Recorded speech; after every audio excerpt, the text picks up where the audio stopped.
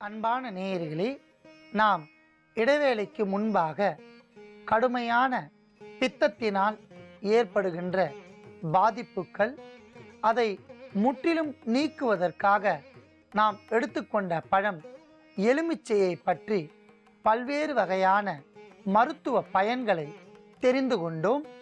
இப்பொழுது நாம் எடுத்துக்கொண்ட பொருட்களின் அளவுகளை பார்க்கலாம். எடுத்துக்கொண்ட பொருட்களை நேரடியாக நாம் பயன்படுத்தாமல் அதன் சாறை பயன்படுத்த போகின்றோம். அதற்காக தேவையான எலுமிச்சம் பழத்தை நன்றாக பிழிந்து எடுத்துக்கொண்ட சாறு 100 மில்லி. அடுத்ததாக இஞ்சியை மேல் தோல் சீவி விட்டு நன்றாக கழுவி அரைத்தெடுத்த சாறு 100 மில்லி. அடுத்ததாக பனங்கற்கண்டை தேவையான அளவிற்கு நன்றாக தூள் செய்து அரைத்து எடுத்துக்கொண்ட பனங்கற்கண்டு பொடி 50 கிராம். அற்புதமான இந்த சாறுகளையும் அரைத்தெடுத்த பனங்கற்கண்டு பொடியும் தனித்தனியாக நாம் எடுத்து வைத்துள்ளோம். இப்பொழுது கடுமையான பித்தம் மற்றும் பித்தத்தினால் ஏற்படுகின்ற தலை கிறுகிறுப்பு, தலை சுற்றல் என்ற நோய்க்கான மருத்துவத்தை நாம் செய்ய போகின்றோம். அதற்காக முதலில் எலுமிச்சை சாறையும் இஞ்சி சாறையும் மீண்டும் ஒரு முறை வடிகட்டி வாணலில் ஊற்றவும்.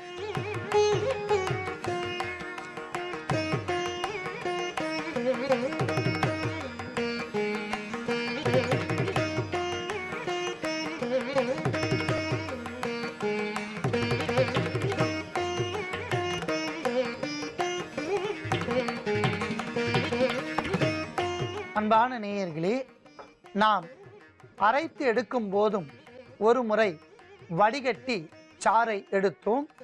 நன்றாக கொதிக்க வைப்பதற்கு முன்பாகவும் ஒரு முறை வடிகட்டினோம்.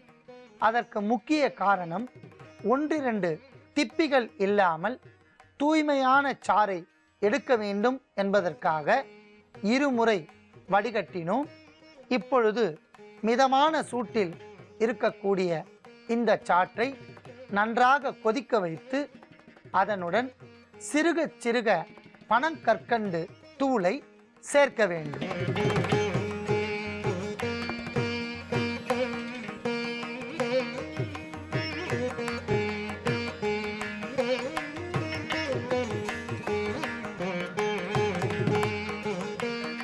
இப்பொழுது சிறுக சிறுக பனங்கற்கண்டு தூளை சாற்றில் சேர்க்கவும்.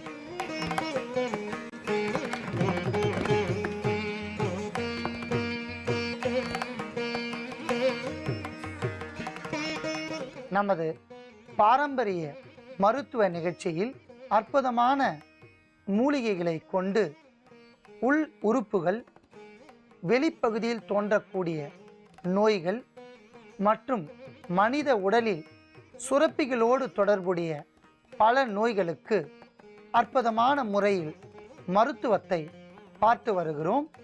மேலும் கொடிய நோய்களுக்கும் ஆங்கில மருத்துவத்தால் கூட குணப்படுத்த முடியாத பல நோய்களுக்கும் எளிய முறையில் சித்த மருத்துவத்தில் மூலிகைகளை கொண்டு பல வகையான நோய்களுக்கு நாம் மருத்துவத்தை தொடர்ந்து பார்த்து வருகிறோம். அந்த வகையில் இன்று நாம் பார்க்க போகின்ற நோய்க்கான மருத்துவம் சர்க்கரை நோய். குறிப்பாக 18 வயது முதல் 30 வயதுக்குள் வருகின்ற சர்க்கரை நோய்க்கு ஒரு அற்புதமான மருத்துவத்தை நாம் பார்க்க போகின்றோம். இந்த காலகட்டத்தில் வருகின்ற சர்க்கரை நோய் மனித உடலை வெகுவாக பாதிக்கும். ஏனென்றால் 18 வயதிற்கு பிறகு மாணவர்கள் மற்றும் சிலர்கள் எல்லாம் அற்புதமான இந்த உடலை வைத்துக்கொண்டு படிப்பு, வேலை இவற்றின் மூலம் பல வகையான கடும் முயற்சிகளை மேற்கொள்வார்கள்.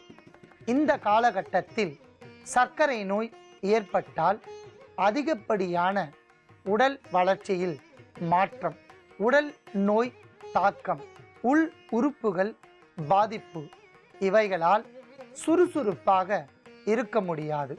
வேலைகளில் சுணக்கம் ஏற்படும். அடிக்கடி உடல் ஒரு ஓய்வு நிலைக்கு விரும்பப்படும்.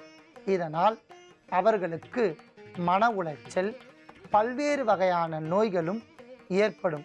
வேலைக்கு செல்வதில் அதிகப்படியான சிரமம் ஏற்படும். உணவு உண்பதில் கூட நிறைய மாற்றங்களும் பல வகையான வேறுபாடுகளும் ஏற்படும். ஆகையால் இந்த நோயை முற்றிலுமாக தவிர்த்து கொள்வதற்கான ஒரு அற்புதமான மருத்துவத்தை பார்க்கலாம். நாம் ஒவ்வொரு முறையும் பாரம்பரிய மருத்துவத்தை சொல்லும் போதெல்லாம் கேழ்வரகு, மூங்கில் அரிசி, தானியங்களில் சிறுதானியங்களில் சிறுபருப்பு மற்றும் உளுந்தினால் செய்யப்பட்ட கேழ்வரகு கூழ், உளுந்துக்களி, கம்பங்களி இவற்றை சாப்பிட வேண்டும். வாரத்திற்கு ஒரு முறையாவது இவ்வாறு சாப்பிட்டு வந்தால் உள் உறுப்புகள் நன்றாக வேலை செய்து மனித உடலில் இருக்கக்கூடிய வெப்பநிலை சமச்சீராக்கப்படும். இப்பொழுதெல்லாம் குளித்தல் என்றால் அழுக்கு போக்குவதற்கு மட்டுமே என்று நிறைய நேயர்கள் நினைத்துள்ளார்கள். முற்றிலும் தவறு. குளித்தல் என்றால் நமது மனித உடலில் இருக்கின்ற வெப்பத்தை சமச்சீராக்குவது என்று பொருள். இரவு வேளையில் சந்திரனின் அருள் பார்வை உலகமெங்கும் இருக்கும். இதனால் பூமி அதீத குளிர்ச்சி அடையும். மனித உடலும் வெப்பமும் குளிர்ச்சியும் மாறி மாறி தாக்கி வெப்பம் அதிகரிக்கும். அவர்கள் காலையில் எழுந்தவுடன் இடுப்புக்கு கீழ்ப்பகுதியில் வெப்பத்தை தணிக்க வேண்டும். ஆகையால் தான் நாம் தலைக்கு தண்ணீரை கண்டிப்பாக ஊற்ற வேண்டும். நிறைய அன்பர்கள் தலைக்கு குளித்தலை ஏர் வாஷ் என்று கூறி நாகரிகமாக அவற்றை மறுக்கின்றனர். முற்றிலும் தவறு. குளித்தல் என்றாலே தலைக்கு குளித்தல் என்று பொருள். ஆகையால் தினம்தோறும் தலைக்கு குளித்தால் தலை முதல் படிப்படியாக இந்த வெப்பம் தணிந்து சிறுநீர் வழியாக மலம் வழியாக வெளியேறும். இதனால் கண் குளிர்ச்சி, மூளைக்கு குளிர்ச்சி, உள் உறுப்புகள் முறையாக இயங்கும். சர்க்கரை நோயும் அளவிற்கு அதிகமாக தாக்காது. சர்க்கரை நோயாளிகள் கண்டிப்பாக வெப்பத்தை சரி செய்ய வேண்டும். மேலும் உணவுகளை முறையாக கடைபிடிக்க வேண்டும். ஏனென்றால் அரிசி உணவுகளை தாராளமாக சாப்பிடலாம்.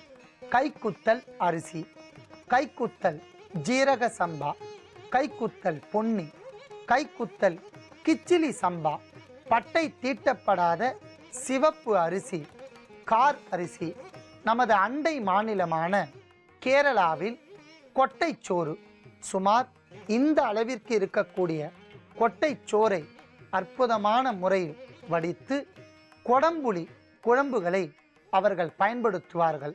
இதனால் அவர்களுக்கு முடி வளர்ச்சி நீண்டு இருக்கும். நோய்த்தன்மையே இல்லாமல் திடகாத்திரமாக வாழ்ந்து வருகின்றனர். ஆனால் நாம் நவீனத்தின் பார்வையால் புலியை வேறு வகையில் பயன்படுத்துகின்றோம். காட்டுப்புலி நின்று கொள்ளும், வீட்டுப்புலி மெல்ல மெல்ல கொள்ளும். ஆகையால் நாம் கொடம்புளியை பயன்படுத்த வேண்டும், கொட்டை அரிசியை பயன்படுத்த வேண்டும். இதனால் உள் உறுப்புகள் பாதிப்பு அடையாமல் சர்க்கரையின் அளவை பராமரிக்கும். கண்டிப்பாக இந்த நாள் முதலாவது இதை கடைபிடிக்க வேண்டும். கடைபிடித்தால் மனித உடல் நோயில்லாமல் ஒரு அற்புதமான ஒரு இயந்திரமாக செயல்படும். நோயுற்றால் இதில் இருக்கக்கூடிய கழிவுகள் வெளியேறி கிடப்பாரற்று கீழே விழுந்துவிடும். ஆகையால் நாம் இந்த சர்க்கரை நோயை